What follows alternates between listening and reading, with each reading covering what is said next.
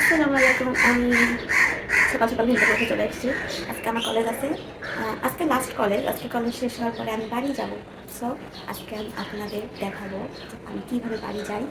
আর college college করবো ফার্স্টে। কলেজটা করি, করার পরে ক্লিপ তো আপনারা দেখবেনই যে কী করছি না করছি। কলেজটা করি, করার পরে বাসায় আসবো, এসে ব্যাগ ট্যাগ গুছিয়ে রাখছি, এগুলো সব নিয়ে চলে যাবো।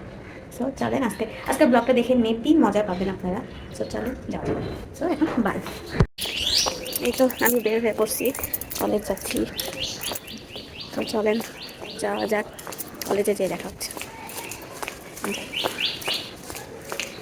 বের হয়ে গেলাম বাসা থেকে, ব্যাগ নিয়ে এখন বাড়ির উদ্দেশ্যে যাচ্ছি।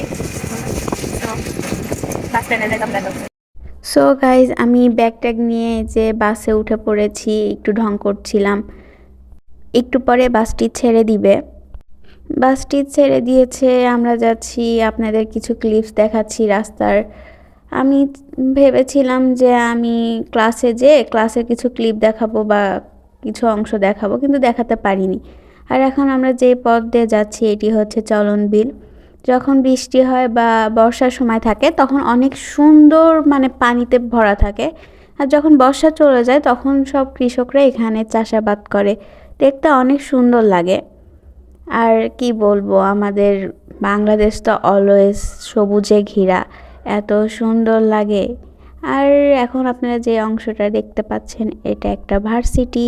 ভার্সিটি দেখতে অনেক ভালো লাগছে আমার। এটা মানে প্রত্যেকবার যাতায়াতের সময় দেখতে এত ভালো লাগে, এই জন্য আমি এই সাইডটাতেই বসি যাওয়া আসার সময়, যেন আমি এই ভার্সিটিটা দেখতে পারি।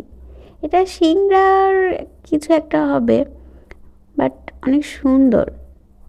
তো চলেন আপনারা রাস্তা ক্লিপ দেখতে থাকেন, আর আমি বাড়ির উদ্দেশ্যে যেতে থাকি।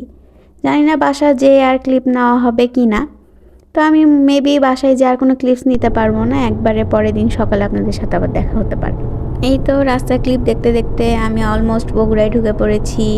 আমি মানে নাচ গার্ডেনের সামনে চলে আসছি অলমোস্ট। তো সেই জন্য ভাবলাম আপনাদের একটু নাচ গার্ডেনটা দেখানো যাক।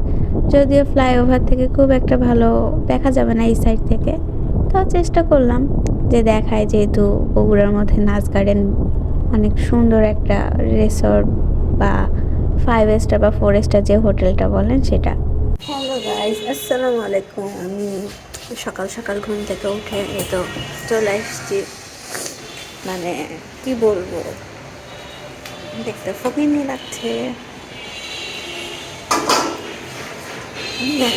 উঠে গোসল করবো, কালকে গোসল করিনি এসে, এই জন্য পুরো ময়লা হয়ে আছে। এখন আমি যাব গোসল করব।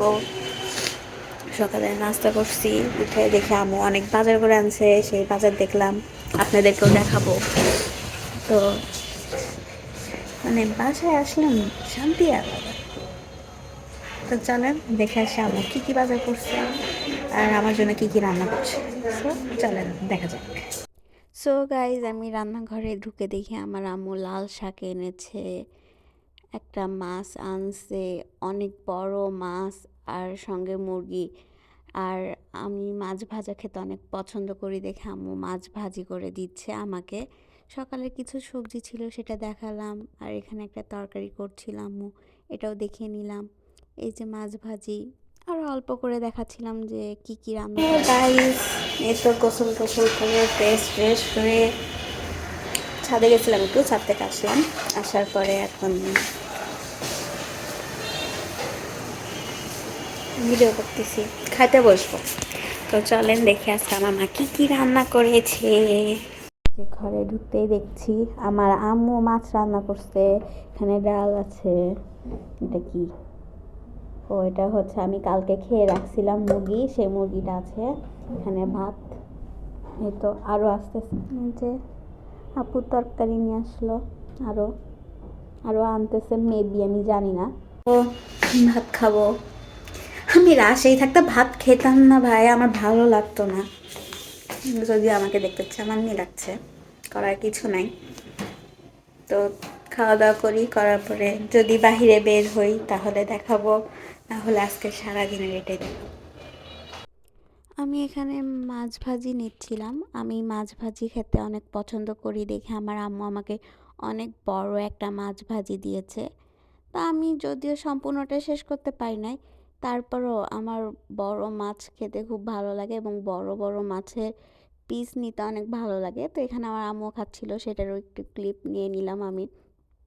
আমার আম্মু অনেক সুন্দর করে ভাত মাখায় খায়, আমার দেখতে খুবই ভালো লাগে।